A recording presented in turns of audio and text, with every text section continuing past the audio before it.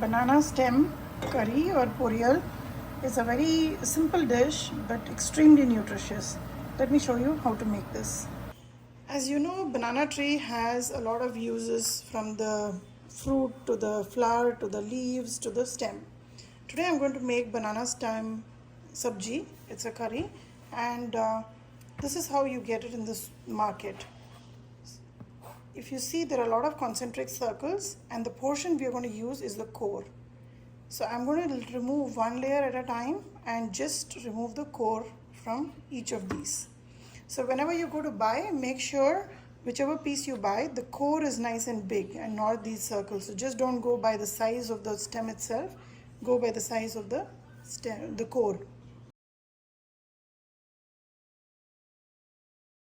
Now that I have the core pieces out, I'm going to, there's one more layer. Let's get this out. So the preparation time in this is primarily the cutting of this vegetable.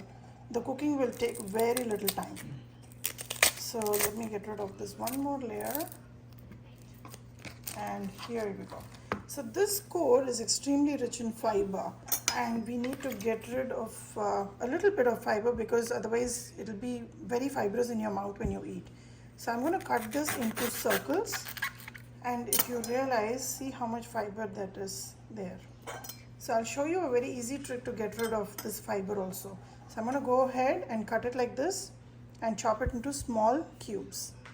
Just before you start cutting the vegetable, just make sure you have a bowl of water and add about just a tablespoon of yogurt in it and whisk it to a nice smooth cool charge.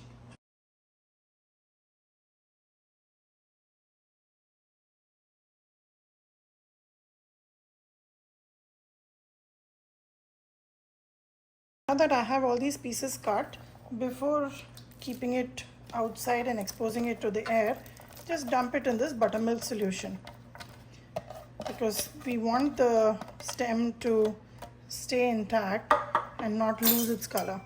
So once you mix it in the buttermilk, it will sort of harden the outside layer and slowly start releasing the fiber out. I used my chopper as usual to chop it so it's even and it's quick. And banana stem is very soft, so the work is done very quickly rather than I sitting and chopping it for quite some time. So once I have this submerged, just leave it for 5 minutes. The banana stem has been sitting in the water for about 5 minutes now. I just cleared up the counter by then. Take a fork and just rotate the water, just circulate the water a couple of times, clockwise, anti-clockwise, and the fork will start catching all the extra fiber that is there in it. So if you realize, see how it's catching up, you can just take this and remove it.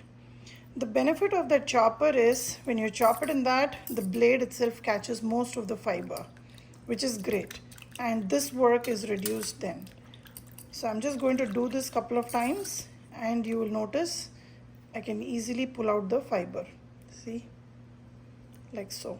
This fiber you don't want to eat. It becomes very chewy and it's not a pleasant experience when you eat. Let's only take the stem part of it. See, I can take out another chunk of fiber. So this is the fastest way you can remove fiber. I remember my grandmother used to slice every piece, and then with her hands she used to just roll out a ball of fiber. That used to be a tedious process, and this is something I saw online somewhere and I felt it was pretty quick. So I'm just going to do this and remove as much fiber as I can. A little bit of it is okay.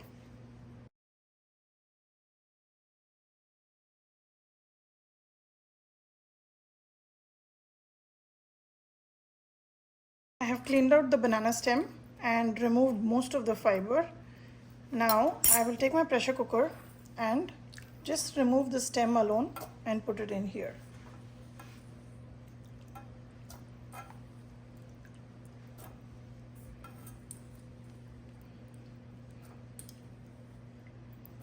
Once I do this, add about 1 cup of water. Just shake it around, and I will add 1 teaspoon of salt and give it 2 pressure whistles. The pressure is settled.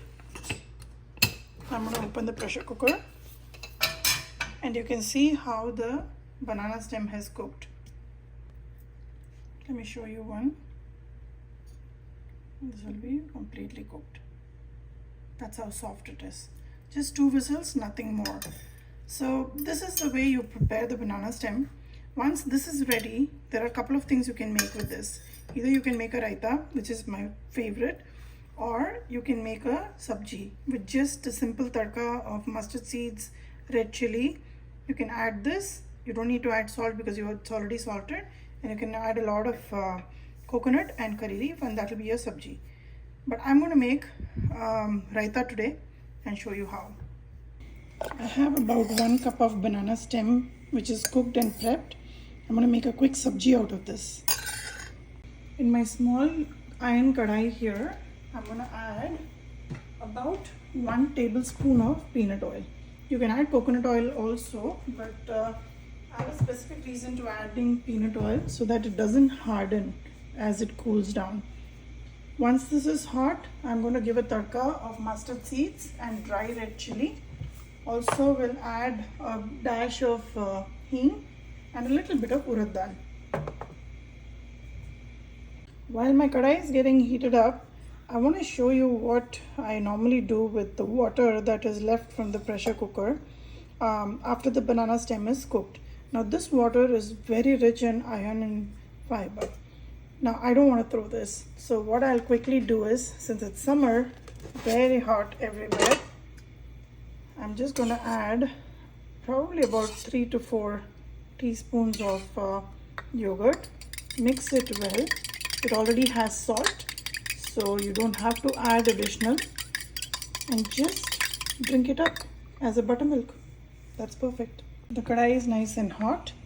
Let's add a little bit of mustard seeds, a little bit of urad dal, just about less than half a teaspoon. And I'm going to break open a couple of red chilies and give it a dash of hing. This is all that goes into the tadka for this sabji. Just mix it well. And once that happens, we'll add the banana stem. It's a very simple dish, takes very little time and very good for you.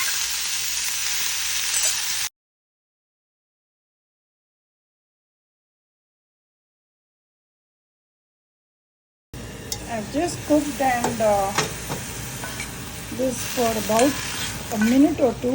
It's already fully done. I was covering and cooking this only so that the tadka flavors merge with the coconut banana stem. I'm going to add about half a cup of fresh coconut and just cover it so that the steam will thaw the coconut. I'm just going to lift off the lid. This is a fresh sprig of curry leaf. You can add a little bit more salt if you feel it's less. Just break the coconut, mix it well. This is a great warm salad as well, but we normally have this with rasam or sambar and rice. This is a meal in itself. I'm just going to cover it again so the coconut can thaw fully.